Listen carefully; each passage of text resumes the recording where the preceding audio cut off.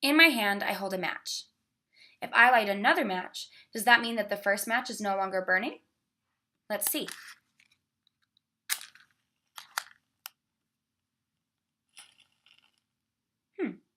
No.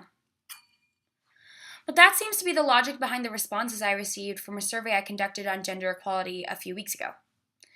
In my survey, pulling from the opinions of 38 males and 62 females, I questioned my peers about their views on gender equality issues in society. I asked them their age, gender, education level, and how strongly they would rate themselves as a feminist on a scale of 1 to 10. I also inquired as to whether or not they felt gender equality issues still existed in the US today, and whether or not they felt that gender equality was a global issue. Unsurprisingly, 91% of the respondents felt that gender equality was a significant global issue. Unfortunately, on the other side of the coin, only 58% of the respondents saw gender equality issues as a significant problem in our nation. Those who did not believe gender equality is an issue in the US went so far as to say that the biggest problem with gender equality is, quote, believing there is a problem when there isn't, and defining feminism as, quote, man-hating. The 42% of respondents who do not believe that the US experiences gender equality issues need to realize that different types of gender inequality in other nations of the world does not mean that we no longer face these issues here at home. Fires can burn in more than one place. A study conducted by Drexel University sought to better understand the concept of the glass ceiling. In other words, the idea that women can only achieve certain levels of leadership and prestige in the workplace. They acknowledge that women currently represent roughly half the national workforce, but only a relatively small percentage of these women ever achieve senior or executive level positions. The study explored the possible obstacles encountered by women on their path to senior and executive levels, and found that of the women whose careers they studied, there was virtually no reason for the inability to achieve higher levels of status and leadership in their employment. Women, however, were likely to believe they were inadequate compared to men in measures of ability and experience, even when they possessed the same arsenal of skills and background. I wonder where they were taught to believe that about themselves. The overt sexualization of women in media has led to lower levels of self-efficacy and unfavorably influences people's beliefs about women in the real world, as demonstrated by a study conducted at the University of Missouri-Columbia in 2009. The study divided participants into 3 groups: a group that played a video game with a sexualized heroine, a group that played a video game with a non-sexualized heroine, and a control group. The participants who played the video game with a sexualized heroine experienced greater attitudes of demeaning and sexualizing women in real life, with female participants in the study having negative views about their own image.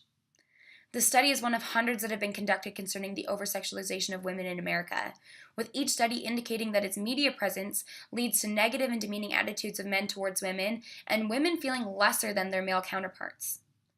This attitude contributes to the greater issue of gender equality that we experience as we continue to demoralize women in this nation. RAINN, the nation's largest anti-sexual violence organization, has published a series of statistics online to educate the general public of the issues of sexual violence in America.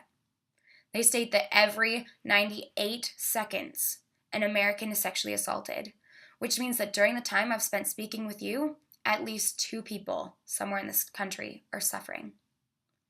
As demonstrated by the chart here, 1 out of every 6 American women has been a victim of completed or attempted rape in her lifetime.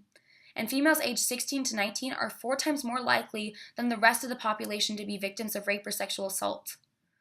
As of the late 1990s, 17.7 million women in this nation had been victims of attempted or completed rape. Though males are also at risk for sexual violence, 1 in 33 men will have experienced rape in their lifetime, which means that a woman is over 5 times more likely to experience sexual assault or rape. There are those of you who will disagree with me. You'll tell me that we've come a long way in our society and things are not nearly as bad as they used to be.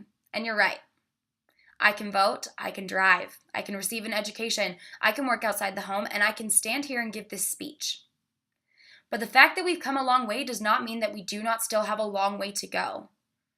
Some of you will tell me that focusing on issues of wage, sexuality, and discrimination here in our nation is wrong when women across the world are experiencing female genital mutilation, honor killings, and the denial of rights and freedoms that I enjoy here in this country. To say we have a problem here is not to say that there is no problem anywhere else, and I am here to stand with women all across the world who experience these injustices. I am also here to stand with women in this nation who are being denied employment opportunities because of their gender.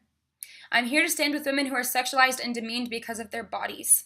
I'm here to stand with women who are told to cover up at the same time they are told to stop being a prude and who are being blamed for their sexual assault, and who are being called liars for coming forward about their sexual abuse.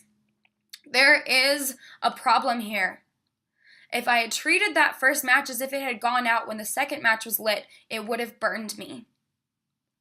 The first step in solving this problem is realizing there is one. The sooner we fix it, the sooner we will unleash the power that comes from both genders, acting as equals in this nation, and standing up as a light to the world to bring that same justice to women everywhere. Stand with me.